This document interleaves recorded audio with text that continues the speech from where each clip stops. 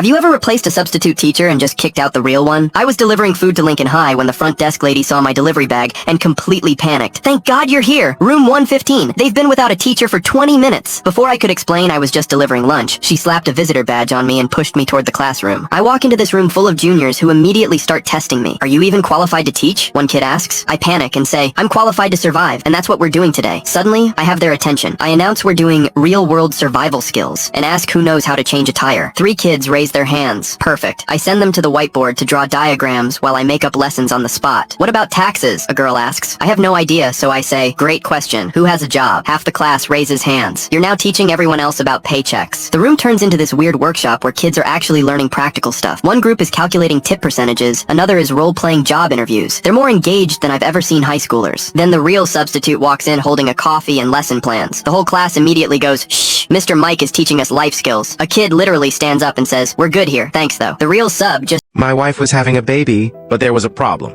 After a long and stressful ride to the hospital, we entered and saw 3 of my best friends already there with their wives. I was confused and asked them, wait, you're all having a baby? They all nodded. After a few minutes, a nurse approached my first friend and said, congrats, you're a father of twins. My friend jumped in happiness and said, wow, that's crazy because I work for the Minnesota Twins. A few minutes later, the nurse came back to my second friend and said, congrats, you're a father of triplets. He jumped in happiness, hugged us all, and said, wow, I can't believe it. I work for the 3M company. Then the nurse approached me and said, congrats, you're a father of quadruplets. I jumped like crazy, kissed all my friends, and said, yes, that's also crazy because I work at the Four Seasons Hotel. Then I noticed my third friend freaking out and banging his head on the wall. I asked him, what's wrong? Man, why are you banging your head on the wall? He took a deep breath and replied, I'm doomed. Man, did you forget I work at 7-Eleven? My parents make me take a blood bath once a year. I found out why. Every year, the night before my birthday, my parents fill the bathtub with thick, red liquid, and I have to soak in it. I never liked it. My mom would lead me to the tub, and my dad would sit on the edge, checking the temperature. They'd pour the liquid all over me, making sure I was completely covered. Then, I had to wait for it to dry, leaving my skin tight and sticky. The next morning, on my birthday, I'd shower it off, watching the red wash down the drain. After that, everything was normal. Presents, cake, and birthday fun. I never thought about how weird it was, just assumed it was some family tradition. When I was about to turn 10, I was excited for my party. I invited all my neighborhood friends, including my best friend, Emma. A few days before, she asked if we could hang out the day before my birthday. I told her no, explaining, that's the night I have to take my yearly bath. She looked confused, so I added, you know, the red bath I take every year. It's gross, gets sticky, and my parents say I have to do it. Emma's face went pale. Wait, red? Like blood? She asked, horrified. I shrugged and said, I guess it kind of looks like blood. My parents say it's just a family tradition. The next day, the whole neighborhood knew. Emma had told everyone, and now they were calling me a vampire. I got asked if I drank blood too. That night, I asked my parents why they made me do it. Turns out it's an old family. My sister forced me to be her children's learning example of a failed life, making me tell them why not to be like me every Sunday. When she lost custody, I adopted her kids and made her watch through the window as they called me mom. It started with a text from my sister Caroline. Sunday dinner, 5 p.m. Don't be late. No please, no would you like to come? Just a command as usual. I should have known something was off right then. Caroline never invited me over unless she needed something. For context, Caroline is your classic perfect eldest daughter. She married Matthew right after college, had 2 kids, Sophie and Luke, and lived in a house that looked like it was staged for a magazine photo shoot. Meanwhile, I was the family disappointment who chose my own path instead of following the life script she and our parents had planned out. That first Sunday, I showed up with a bottle of wine and some cookies I'd baked for the kids. Caroline took one look at my homemade treats and tossed them straight in the trash. We don't eat processed sugar here, she said, even though I'd used organic honey as a sweetener. Whatever. Then came the real reason for the invitation. Caroline gathered everyone in the living room, sat the kids down on their pristine white couch, who has white furniture with young kids, and said something I'll never forget. Children, Aunt Eva is going to tell you about her life choices and why they're wrong. Pay attention. This is what happens when you don't listen to mommy and daddy. I just stood there, mouth hanging open. Was she serious? But before I could say anything, she pulled me aside and whispered, you owe me for helping you during your rough patch.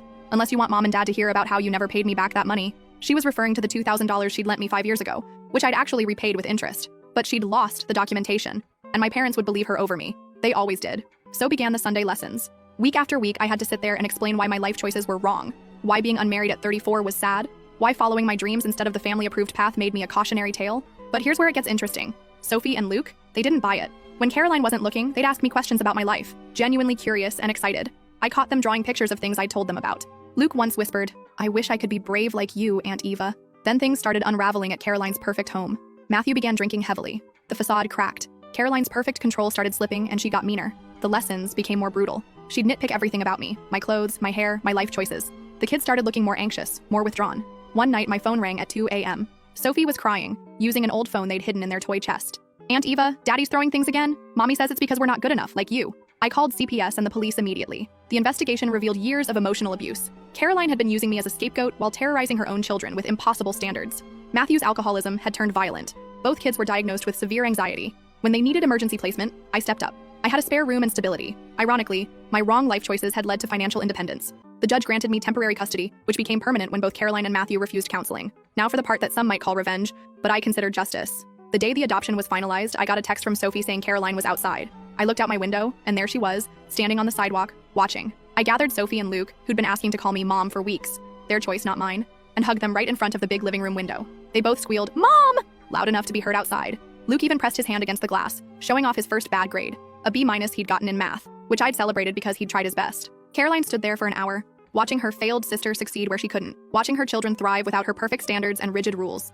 My sister humiliated me at her wedding, making me wear an ugly dress and telling everyone I'm the forever single one. When she got pregnant and her husband left, I revealed I'd been dating her ex for months, and we just bought her dream house. It started with my sister Catherine's wedding last year. Growing up, Catherine was always the perfect one in our family. You know the type, homecoming queen, straight A's, never awkward even during puberty. Meanwhile, I was just me. Not ugly, not unsuccessful, just average. The kind of person who blends into the background at parties. Catherine never let me forget this difference between us, but in subtle ways that made me sound crazy if I ever complained about it. When she got engaged to Jaden, I was genuinely happy for her. He seemed like a great guy, kind, funny, and he actually made an effort to include me in conversations at family gatherings, unlike Catherine's previous boyfriends. I really thought I'd be her maid of honor. I mean, we're sisters, right? Wrong. She chose her best friend Lucia instead, making me just another bridesmaid. Whatever, I could handle that. But then came the dress situation. Catherine picked these horrific mustard yellow bridesmaid dresses that looked like something from a 1970s curtain catalog. Here's the kicker. Everyone else got custom alterations that somehow transformed their dresses into actually decent-looking outfits. Mine? Catherine insisted it was perfect as is, despite being 2 sizes too big and making me look like Big Bird at a funeral. When I offered to pay for alterations myself, she said it would ruin her vision. I later found out she'd secretly told the seamstress not to alter my dress, even if I came in. The wedding day was a masterpiece of passive-aggressive humiliation. Catherine had arranged this elaborate Lucky in Love theme, complete with a massive custom-built house backdrop, where they took their vows. This wasn't just any house. It was her dream house design she'd been obsessing over for years. She even had custom cocktails named Forever Love and Eternal Bliss. During her wedding speech, Catherine decided to make me the butt of her jokes. "And here's my dear sister," she said, gesturing to where I sat drowning in yellow fabric, proof that being single at 29 isn't totally hopeless. People laughed awkwardly, but she wasn't done. "At least we know who'll be taking care of our parents in their old age since she won't have a family of her own." I saw Jaden cringe visibly. He later apologized to me privately, saying he had no idea she'd say those things. Fast forward 6 months. Catherine announced her pregnancy at a family dinner. Everyone was ecstatic, but I noticed Jaden seemed off. 2 weeks later, the truth came out. Catherine had been having an affair with her personal trainer, Gabriel, for months before the wedding. The baby? Definitely not Jaden's, as he had medical issues, something Catherine knew but married him anyway. Here's where it gets interesting. After the split, Jaden and I stayed in touch. Initially, it was just coffee and conversations about Catherine's betrayal, but something clicked between us. We started meeting regularly, and 3 months ago, we realized we had genuine feelings for each other. We kept it quiet, not out of shame, but because we knew the drama it would cause. Last week, the perfect opportunity landed in our laps. Remember that dream house design Catherine was obsessed with? The one she used as her wedding backdrop? It came on the market. Jaden and I weren't even looking for it specifically, but when we saw it, we knew. We made an offer immediately and closed the deal within days. Yesterday, our cousin Vivian saw us moving in and predictably told Catherine. She showed up at our door in full meltdown mode, mascara running down her face. "How could you?" she screamed. "You've always been jealous of me." Then she dropped the bomb that she'd lost the baby. Apparently, Gabriel ghosted her when she told him about the pregnancy, and that seeing us in her dream house was killing her. Our family is divided. Mom thinks I'm cruel for stealing Catherine's ex and dream house. Dad secretly told me he's proud I finally stood up for myself, though he wishes I'd done it differently. Our brother Isaac just keeps sending me laughing emojis. Here's the thing. I didn't plan any of this as revenge. Jaden and I genuinely fell in love, and the house really was a coincidence. Okay, maybe I felt a little satisfaction when we got it, but watching Catherine's perfect facade crumble while I found genuine happiness, that's better than any revenge I could have planned. Oh, and those wedding photos Catherine loved to post on social media, the ones where she's posing in front of her dream house backdrop, they keep popping up in her memories. Only now Jaden and I are actually living in that house. Teachers, what's the best thing a student has ever said? I teach 7th grade, and on the first day of school, while all my students were sitting around on their phones, I had a new student come in. He was missing all of his hair because he had cancer, and he was hiding behind his mom. He looked super nervous, and his mom told me this was the 3rd time they had to change schools because he kept getting bullied for not having any hair. After a few minutes, he finally worked up the courage to go sit at a table with some of the other kids. It looked like he was finally feeling comfortable. During class, I quickly realized he was extremely smart. He knew the answer to every single question, and I could see that it was really annoying one of the girls. This girl had always been a bit of a bully and would often pick on other students. She started whispering jokes about him to her friends and even started taking videos of his head. I could see it was really bothering him and he looked really upset. So the next time I saw the girl whisper to her friends, I said, "You really shouldn't be making fun of him. He might end up being your boss one day." The boy then said, "No thanks, I don't plan on becoming a strip club manager." The whole class class bursted out laughing and the girl ran out of the classroom. Teachers, what's the most absurd reason a student has ever claimed they failed? I had a student who was horrible in my class. Tests, he failed every single one. Homework, didn't even attempt it. Class discussions, he'd go to the bathroom and disappear for 20 minutes. By midterms, his grades were so bad, even a miracle wouldn't have saved him. So I finally pulled him aside after class. I asked him what was going on, and he gave me the most dramatic sigh ever. Then he looked at me like he was starring in a soap opera and said, "I'm really sorry. I promise I'll do better." And honestly, I actually believed him. I gave him a chance to fix his grades and told him exactly what he needed to do. Then I got an angry email from his parents. Apparently, they were furious because according to their son, I was personally targeting him and refusing to give him good grades. I had to reread that sentence twice. This kid wasn't failing because he didn't do the work. No, he was failing because I, his evil teacher, just decided to ruin his life. Oh, and apparently I was also giving special treatment to other students. You know, the ones who actually turned in their assignments. So I invited them to a parent-teacher meeting. The second they sat down, they were on a warpath. "We know what you're doing. Our son told us everything." So I calmly pulled out his missing work, his test scores, and his attendance record. I watched in real time as their faces went from angry to absolutely horrified. They looked at their son. He looked at me. Then the dad sighed and said, "You're grounded." Right there, in the middle of the meeting. No discussion, no hesitation. And judging by how terrified this kid looked the next day, they definitely handled it. Because now he was in the front row, sitting up straight, taking notes like his life depended on it. And when I walked past him, I heard him whisper to himself, "I should have just done the homework." My mother saved my life. When I was 16, I had a heated argument with my parents. They wouldn't let me go to a sleepover that everyone else was attending. My boyfriend was there, and his ex had joined last minute, which made me feel even more upset. I was humiliated and angry, convinced that they were the worst parents ever. My mom, who has always been highly intuitive, warned me not to go, saying she had a bad feeling about it, but I was too stubborn to listen. I kept calling my friends, begging them to pick me up, but they said I was too far away, and that maybe next time. While I sulked at home, my friends decided to go for a joyride after the party. They were drinking, driving, and speeding down the road in one of their dad's SUVs, filming it all on Snapchat. I saw how much fun they were having and kept pleading with my parents to let me go. Finally, my dad gave in and decided to drop me off at my friend's house. As we arrived, my friend's parents came running out the front door panic-stricken. They told us that the group had been in a terrible accident. The SUV had crashed into the back of a trailer truck, and the car went right under it. All 7 of them passed away instantly. Looking back, my mom's intuition saved my life that night. If it wasn't for my mom, I wouldn't be alive today.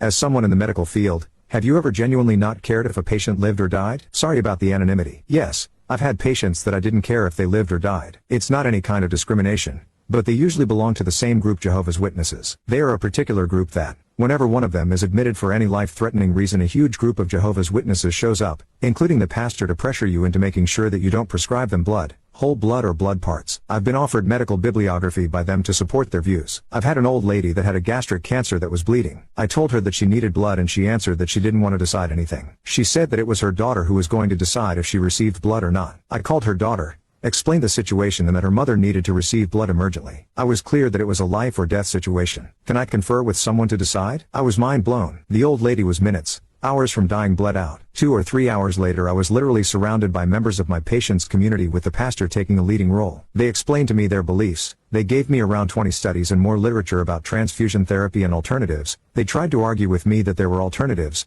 In such an acute case, there aren't. What childhood mystery was solved years after it happened? When I was 5, my family started making the 4-hour drive to my grandmother's house every 3rd Sunday. The trips followed an odd pattern I didn't question until years later. Exactly 112 miles into our journey, our car would make a strange noise, and Dad would pull into Pinewood Rest Area with a sigh. Dad would mutter about the engine overheating again, saying it would take about an hour to cool down and fix. He'd suggest I play at the playground while he worked on it. This happened without fail from kindergarten through high school. Mom never seemed concerned, just nodded and pulled out her paperback while I raced to the slides. Dad would spend exactly 1 hour with his head under the hood, spread across the concrete. At age 12, I started noticing a middle-aged woman who always seemed to be at the playground when we arrived. Not always the same woman, but there was always someone sitting on the bench near the swings and smiled at me. I assumed they were travelers resting like us.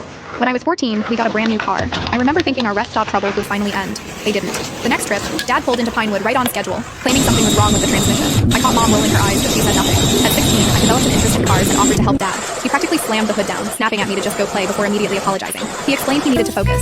His hands were clean when we left an hour later. I started watching more closely.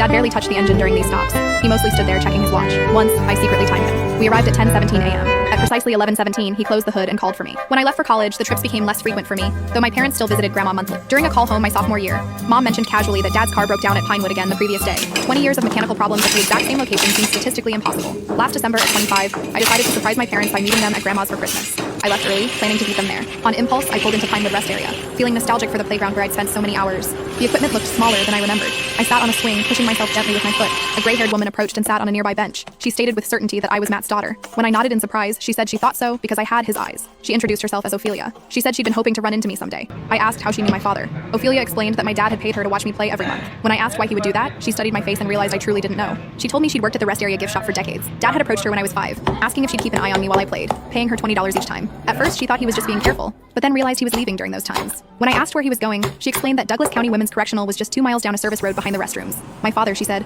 never missed a visiting day in 15 years. I asked who he was visiting, and she told me it was his daughter, his first daughter. When I insisted I was his only daughter, she shook her head. Ophelia explained that my father had a daughter from before he met my mother. Ariana drove drunk after a party, hit another car head-on, and killed a father of 3. She received a 15-year sentence. When I asked why she was telling me this now, she explained that my father had stopped coming 2 years ago, likely because Ariana had been released. Ophelia thought I should know the truth about my father. I drove to Grandma's house in a fog. When I arrived, my parents were already there. Dad hugged me tight, immediately sensing something was wrong. I couldn't confront him with family around. That night, I found him alone in the kitchen. Without preamble, I asked who Ariana was. He whispered, asking how I found out. When I told him Ophelia had revealed everything, Dad sank into a chair. He confessed that before meeting my mother, he'd had a brief relationship with a woman named Lucy. When she got pregnant, she didn't want him involved. He respected her wishes, but sent child support. Ariana called him for the first time, from jail. Dad explained that by then, he was married to my mother with a new family. He couldn't bear to tell her about his past, but couldn't abandon Ariana either.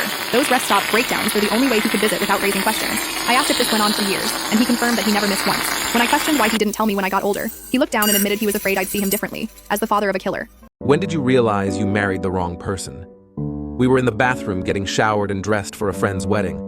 I was in the best shape of my life at the time, feeling good about myself, and I thought I looked good in that suit. She was finishing her makeup, and I remarked at how beautiful she looked.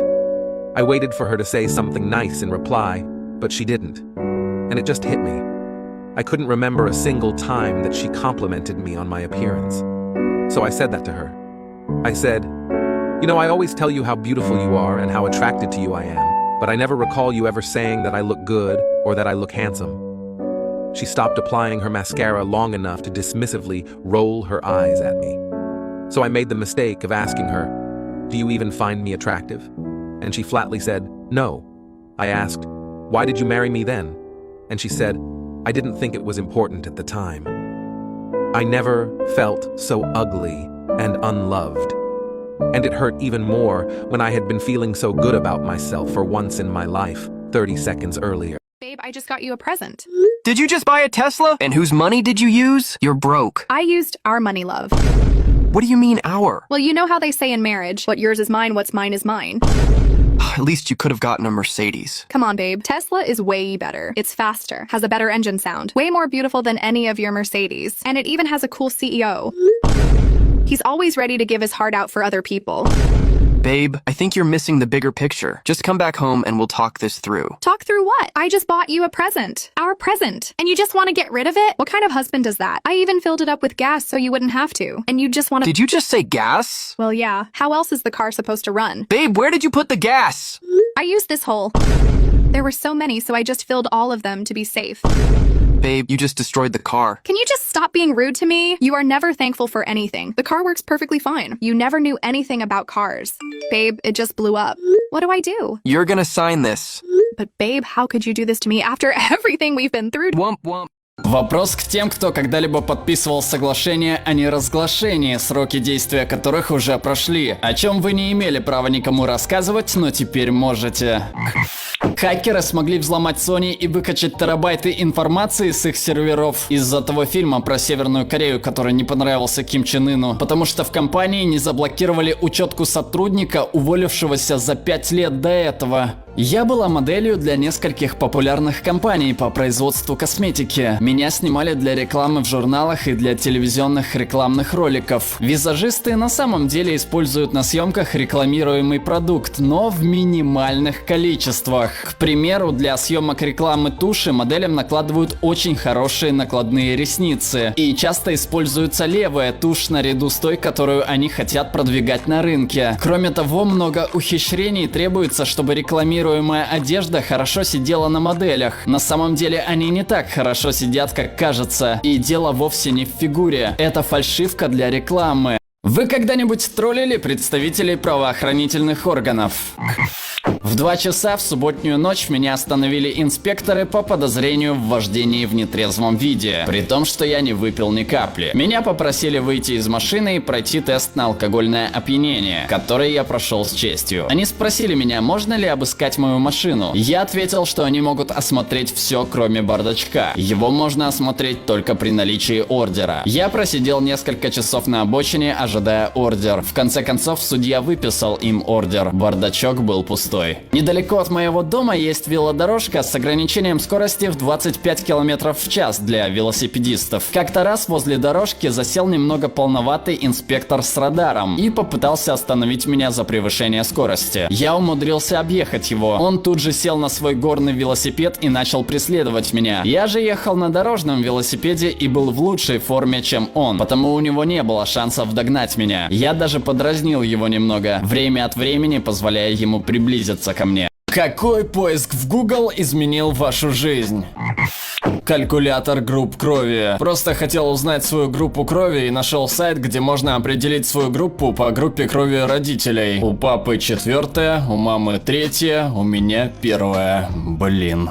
Дислексия. Черт возьми, ребята, оказывается, что я не полный дебил, который заслужил, чтобы родители полностью отказались от меня в возрасте 8 лет. Симптомы сердечного приступа. Проснулся в 3 часа ночи с кислотным рефлюксом. Левая рука тоже болела. Погуглил симптомы сердечного приступа и разбудил мою жену, чтобы сказать ей, что я еду в больницу. Я был почти уверен, что это пустяки, но поскольку в нашей семье болезни сердца наследственные, я решил перестраховаться. Да, сердечные приступы случаются в 32 года. Могу ли я осознавать, что сплю, находясь внутри сна? Вот как я открыл для себя осознанные сновидения 5 лет спустя. Сегодня я очень счастливый, успешный, осознанный сновидец, весело проводящий время в своем мире сновидений и исследующий мир анейрологии. Врачи, медсестры, за какие вещи вы реально осуждаете пациентов? В моем случае это был не пациент, а совершенно безалаберные родители пациента, которые творили дичь, несмотря на то, что их ребенок был на грани жизни и смерти. Небольшая предыстория. Когда вам делают пересадку, вам необходимо доказать, что вы будете как следует заботиться о новом органе. В конце концов, их не так много, чтобы ими разбрасываться. Это значит, что вы должны принимать иммунодепрессанты, вам нельзя заводить домашних животных, так как они могут вызвать иммунную реакцию, которая повредит орган. Надо вести здоровый образ жизни, в случае сердца, например, правильно питаться. И вообще вам всяческим образом нужно доказать, что вы не будете делать ничего, что угробит полученный орган. Так вот, я впервые вышел на обход и встречаю ребенка, которому, наверное, года 2. К его груди подключен какой-то аппарат, и он просто ходит по больничной кроватке. В его медкарте указано, что он ждет пересадки сердца. Я ушел, а чуть погодя, один из работников рассказал мне об этом ребенке и его ситуации. Оказалось, что мальчик стоял в очереди на пересадку сердца, но его родители не делали ничего, чтобы доказать, что он будет достойным реципиентом сердца. Они приносили ему жирную фастфудную еду, потому что у них не хватало воли сказать ребенку нет. Они никогда не навещали его в часы посещения, а родителям нужно доказать, что они смогут более внимательно относиться к своему ребенку, которому пересадят новый орган. Все это уже и так плохо, но это не самая жесть. А знаете, в чем самая жесть? Родители купили гребаную собаку, при этом у них даже нет других детей. То есть они купили собаку для себя, а в результате сделали так, что их единственный ребенок не может получить гребаное сердце. Они купили гребаную собаку. Что за херня вообще? Я хотел втащить этим тупым родакам, но, как я уже сказал, они не пришли навестить своего ребенка.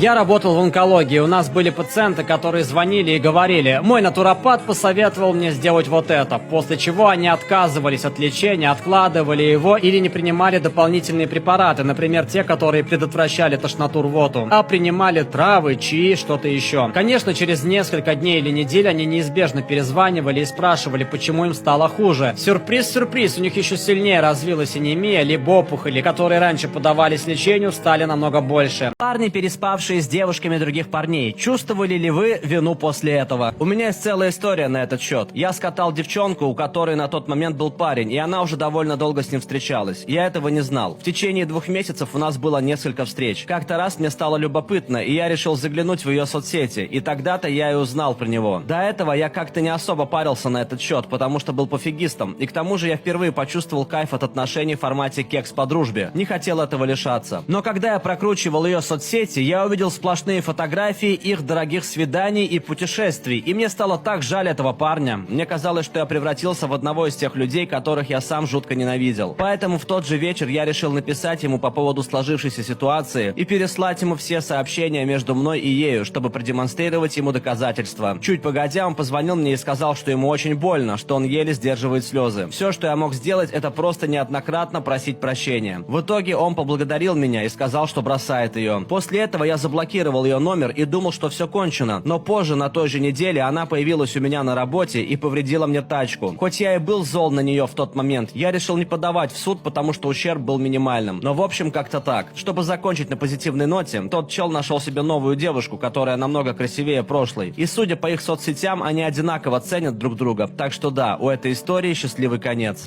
Так я потеряла своего отца. После того, как мои родители развелись, отец начал встречаться с другой девушкой. Та не сказала моему отцу, что ее муж сидит в тюрьме. Прошел год, и парень вышел из тюрьмы, выследил моего отца в его квартире и убил его. Мне тогда было 8 лет. После развода родители получили на нас раздельное опекунство, и мы жили то у отца, то у матери. Я никогда не забуду, что в те выходные отец должен был забрать нас с братом к себе, но мама оставила нас обоих у себя, потому что мы заболели. Получается, если бы мама не оставила нас дома в тот день, мы бы стали свидетелями его кончины. Как же странно устроен этот мир.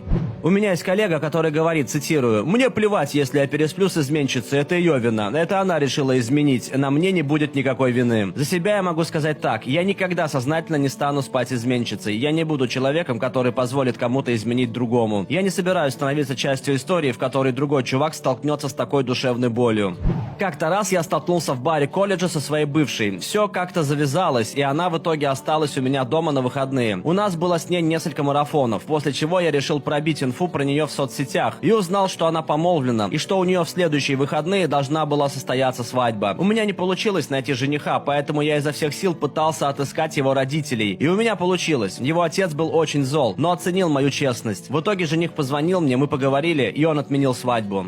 Да, было один раз такое. К сожалению, я знал, что она была в отношениях. В тот момент я только что вышел из длительных отношений, которые закончились из-за того, что мне изменила моя девушка. Может быть, поэтому какая-то часть меня посчитала, что это своего рода моральная месть ей, типа «со мной поступили неправильно, поэтому мне плевать, если я поступлю неправильно с кем-то другим». На следующее утро я чувствовал себя полным дерьмом и до сих пор ужасно чувствую себя из-за этого. Больше никогда так не поступлю. Когда-то работала в летнем дневном лагере, продленной группе в школе и футбольном лагере, в который дети ходили по одной неделе. Наш городок не такой большой, поэтому естественно, что за несколько лет я знала уже очень многих детей благодаря своей работе. Один 10-летний мальчик, которого я знала по продленке, был настоящим придурком. Хулиган, сноб, непослушный, ябеда. Меня больше всего бесят ябеды. Просто ужасный ребенок. Как-то раз он пришел в наш футбольный лагерь и начал смеяться над 8-летней девочкой, потому что она была в старых бутсах, а у него были новенькие бутсы Nike и совершенно новый мяч с крутым дизайном. К несчастью для него, я знала эту 8-летнюю девочку и знала, что ее бутсы казались такими старыми и изношенными, потому что на поле она была просто зверем. В целом она была хорошей спортсменкой, любила футбол и играла в него каждый день. Я поставила его в пару с ней для простого упражнения, где один игрок начинал с мячом, должен был обойти второго игрока и попасть в неподвижный мяч или конус с расстояния примерно в 1 метр, чтобы практиковать обход и гол, но без особого давления. Конечно же, его рассердило то, что я поставила его в пару с девочкой, к тому же младше него. Я сказала, что если он попадет в конус 3 раза, то он сам сможет выбрать напарника. Он снова обратил внимание на ее обувь, как будто думал, что это заставит меня изменить мое решение. В конце концов он сдался, и они начали упражняться. Следующие несколько минут она просто унижала его. Ни разу не дала ему обойти себя за 5 попыток. Он был в ярости. Наклонился и начал возиться со шнурками, как будто обувь хоть на что-то влияла. Затем сказал, что хочет взять свой мяч. Ему ничего не помогло. Он так рассердился, что я думала, что он начнет драться. Затем настала ее очередь взять мяч. Он сказал что-то оскорбительное, не помню, что именно, и запретил ей брать его мяч. Не сказав ни слова, она взяла другой мяч. Я свистнула в свисток, она сделала ложный выпад, заставив его податься в сторону, вернулась в исходное положение, запустила мяч прямо между его ногами и попала в конус. При этом казалось, что она вообще не двигалась. Он был очешуенно сердит. Во втором раунде он атаковал ее с криком. Она сохраняла спокойствие, как будто собиралась запустить мяч в его тупое лицо. Он пригнулся и взвизгнул, когда она обвела его. Он все еще сидел, прикрыв голову руками, а она снова попала в конус. Я решила, что она опозорила его достаточно, хотя у нее оставалось еще 3 попытки, и отправила их на перерыв. Пацан был просто в шоке, он реально думал, что со своей новой обувью он будет играть лучше без всяких усилий. До конца недели он вел себя хорошо, но, честно говоря, я думаю, что она сломала его. Он казался таким поникшим, надеюсь, с ним все в порядке. Что у нас не работал интернет, а я был очень возбужден. Родители уехали на 2 дня, чтобы забрать кошку, которую они нашли через интернет. В общем, я пошел на чердак, чтобы найти коробку от роутера, надеясь, что это поможет починить интернет. Наткнулся на черную коробку из-под обуви, которая была покрыта паутиной, смахнул ее и открыл коробку. Внутри была куча черно-белых фотографий какой-то семьи. На одном снимке была изображена женщина, видимо, мать семейства. До сих пор помню, что она была в черном сплошном купальнике с достаточно глубоким декольте, чтобы заставить сердце подростка биться чаще. Еще на чердаке я погонял Лысого дважды, после чего взял фото с собой. Я положил его в свой шкафчик и напрочь забыл о его существовании. Через 2 недели я сидел в своей комнате, и тут зашла мама, которая искала пульт. Я был так занят видеоигрой, что ей пришлось самой искать пульт в моих вещах. Я даже не подумал, что она полезет в мой шкаф, но когда обернулся, то увидел, что она уже нашла мою черно-белую ретро-клубничку. Я густо покраснел и решил просто сделать вид, что не заметил этого, но она обратилась ко мне. «Имя, где ты нашел это милое фото? Я даже забыла, что оно у нас есть. Ах,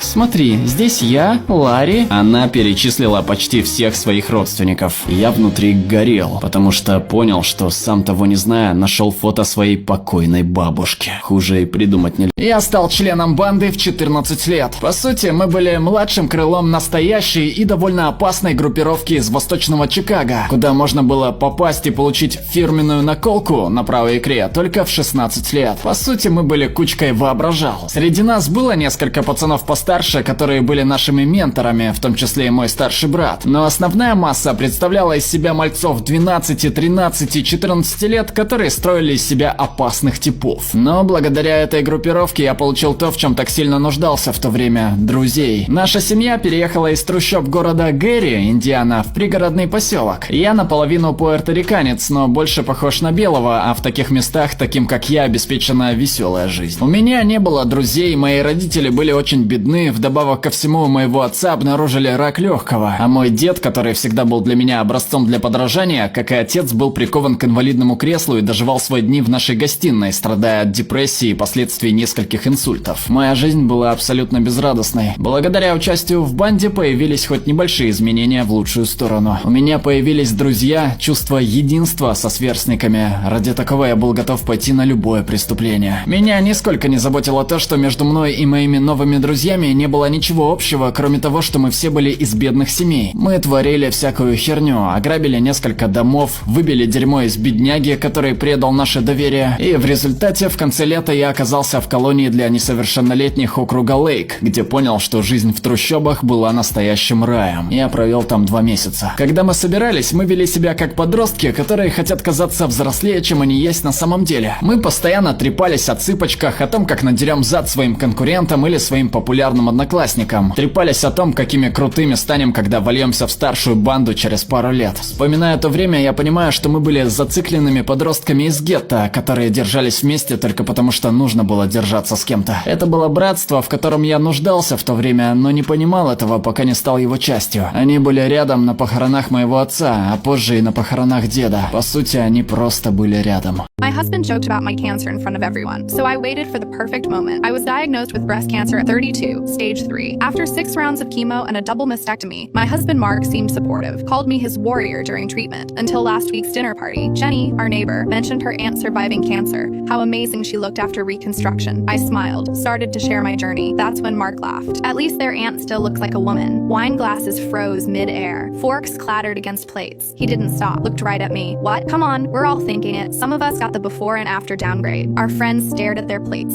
Sarah covered her mouth in shock. Jenny started crying, but I stayed quiet, just watched him smile. Later that night, Mark stumbled into bed, tried to touch me. First time in months. I looked him straight in the eyes and said, sorry, I wouldn't want to disappoint you with my downgrade. At 6 a.m., I packed my bags, left my wedding ring and a note. A true husband loves his warrior scars and all. He's been calling everyone, playing victim, but they were there. They saw everything. What he doesn't know is, his mother was dropping off Christmas gifts that night, heard every word. Her text yesterday said it all. I watched my sister die from breast cancer. He knows this. I didn't raise my son to become what he feared most. Turns out some scars reveal who was toxic all along. Those who have been to a ruined wedding, what happened? My cousin was getting married, and everyone knew one thing. The groom's father was not allowed at the wedding. He was an alcoholic who threatened to kill his son for marrying beneath the family. The ceremony was perfect. The bride looked amazing, and my cousin couldn't stop smiling. Then, during their first dance, the music suddenly cut off. There he was, the groom's father, stumbling onto the dance floor with a gun. "If I can't have a son," he slurred, "neither can your mother." The room froze. The bride's father, an off-duty cop, slowly reached for his ankle holster. But before anyone could move, the groom stepped in front of his bride. "Dad," he said, "I forgive you." Those 3 words hit harder than any bullet. The father's hands started shaking. The gun clattered to the floor. He collapsed, sobbing, as security tackled him. Later, we found out he'd been diagnosed with terminal cancer. He had 2 months left. Instead of pressing charges, my cousin visited him every day in hospice. They made peace before he passed. The real twist? At the father's funeral, we found a letter. He'd written it the morning of the wedding, apologizing for what he was about to do. He never planned to shoot anyone. The gun wasn't even loaded. He just wanted his son to hate him, thinking it would be easier than watching him grieve. Now, when people ask about their wedding, they don't talk about the gun or the cancer. They talk about how those 3 words, "I forgive you," saved a father and son from dying with broken hearts. What is your most interesting encounter with the police? When I was 19, just weeks away from shipping off to Army boot camp, I stopped to visit my girlfriend. She lived in a predominantly Caucasian upscale neighborhood, and I'm black. As I parked, a man with a dog approached my car and started chatting with me. It felt like he was stalling me from going to her door. Then his eyes widened, and he quickly walked away. Moments later, police cars came screeching in from all directions, lights flashing, sirens blaring. The man had called the cops, claiming I was selling drugs outside his house. He'd spoken to me just to ensure I didn't leave before they arrived. Suddenly, I was surrounded by officers, over 20 guns pointed at me. I sat there, frozen, in my mom's car, wearing my high school letter jacket. A package from my recruiter lay on the passenger seat. I was quickly cuffed and roughed up, then shoved into the back of a cruiser. Thankfully, my father, a mailman, delivered mail to one of the supervising officers on the scene. That officer recognized my last name on my ID and asked, "Are you Kayan's kid?" When I said yes, he spoke to the sergeant, and they released me immediately. They apologized and left as quickly as they came. I sat in my car and cried. Then the man with the dog returned, smirking. "You're lucky. I bet that experience will keep you away from my neighborhood." It wasn't the cops' fault. They'd been misled. Over the years, I've realized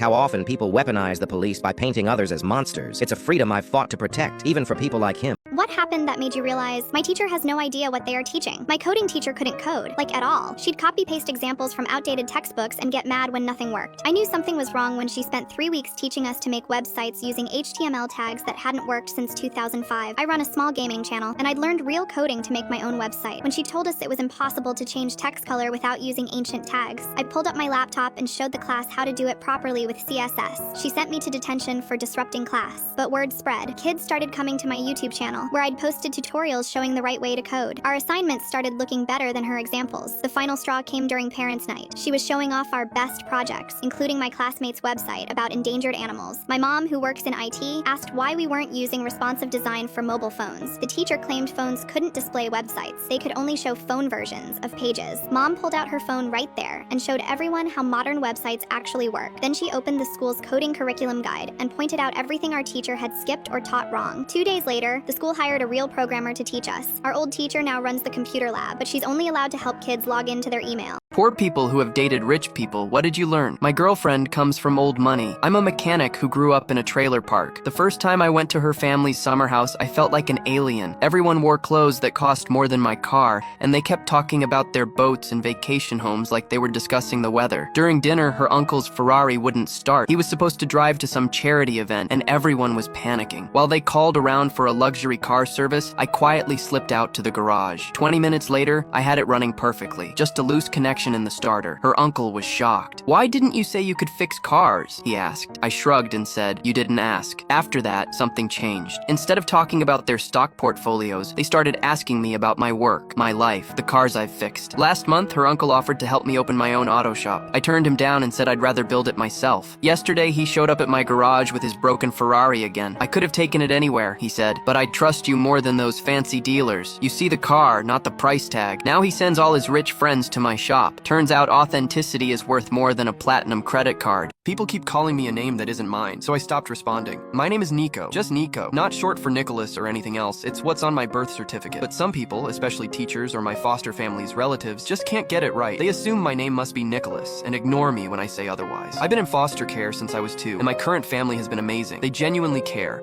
and their kids are kind. It's the first time I feel at home. The only issue? Some of their extended family members are, well, snobs. They keep calling me Nicholas even after I correct them, saying, "But Nico..." Students, have you ever made your teacher cry? Mr. Ross was that teacher everyone thought was a jerk. He'd mark down your grade for every tiny grammar mistake and wouldn't accept late work, even if you were sick. One time, he made my friend redo an entire essay because she used the wrong font. Last semester, I kept seeing him rush out right after class, which was weird because he usually stayed to grade papers. Then one day, he accidentally left his phone on his desk during lunch. It kept lighting up with hospital notifications. I remembered he'd snapped at my classmate pretty bad that morning over a missing homework. Super out of character even for him. Like his hands were shaking and everything. My friend Katie and I decided to write him thank you notes. Not for being nice, he wasn't, but for actually making us better writers. Other kids found out and started adding their own notes. Even Jack, who always called him a dictator, wrote about how Mr. Ross's feedback helped him get a writing scholarship. We left them in his desk drawer on Friday. On Monday, he walked in looking like he hadn't slept. He pulled out the notes, started reading, and just broke down. Turns out his kid had been in the ICU for weeks with pneumonia. "I've been horrible to you all lately," he said, wiping his eyes. "But you still..." He couldn't even finish. He's still strict about grammar, but now we know why he pushes us so hard. What is the dumbest solution to a problem that actually worked? I was dealing with a very agitated and fearful Alzheimer's patient who had been sundowning since 3 p.m. Sundowning is an occurrence in some Alzheimer's patients where their mental function gets worse and worse as the day goes on once it starts to get dark. Anywho, this sweet old lady was having an absolute fit all through my shift. Night shift, yay! I was running in and out of her room. The bed alarm kept going off. She was so confused and afraid. I desperately wanted her to go to sleep. Mind you, I had 7 other patients. I finally walk her out to the nurse's station and plop her down in a seat next to me while I do my charting. She is yelling at me and throwing things. I've had it at this point, and I'm running out of ideas. I finally look at her and say, "How will I ever finish with the wash? My husband will be so mad when he gets home. Would you help me finish?" She looks me right in the eye, clear as day, and says, "Damn it, sister, don't you ever learn? Give me that laundry!" Ha ha! So I grab a stack of folded towels and mess them up real quick and plop them in front of her. She folded all of them. I would say, "Oh, look at that." She turned around and I would mess the towels up again. This went on a few times until this sweet lady just passed out, exhausted from being so worked up earlier, and maybe from all the towel folding. I slowly push her in the desk chair down the hall and gently get her back into bed. She started to wake up, and I leaned down and whispered, "All the wash is done. You have nothing else to worry about." She slept throughout the night. We were both happy. I am the grandma whisperer.